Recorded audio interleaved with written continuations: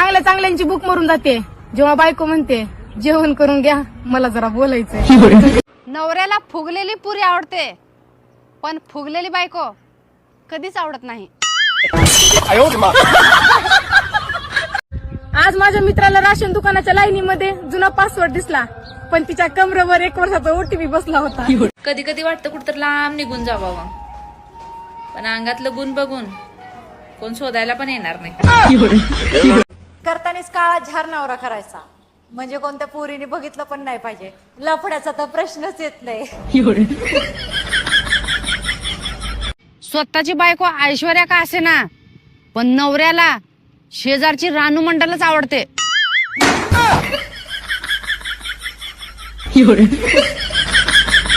पुरुषांना जेव्हा राग येतो ना तेव्हा ते एकांत शोधतात शांतता मिळण्यासाठी आणि बायकांना जेव्हा राग येतो ना तेव्हा ते नवऱ्याला शोधतात भांडणं करण्यासाठी.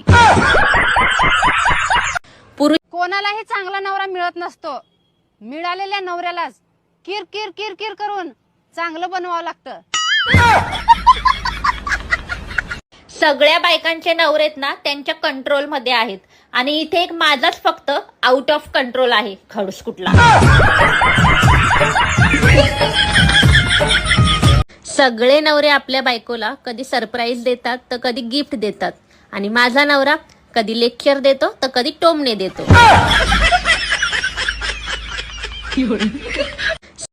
ज्याचं झालं नाही त्याला वाटतं कधी होईन कधी होईन कधी होईन कधी होईन कधी होईन.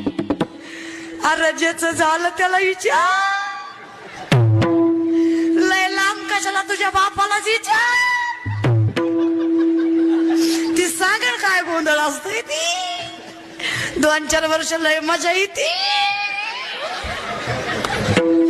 पुन्हा वाटतं उगाचच केलं. माहित नाही ते कोणते नवरे असतात जे बायकोचे मित्र बनून राहतात. माझा वाला तर कट्टर दुश्मनासारखा वागतो नुसतं भांडण करण्यात एक्सपर्ट.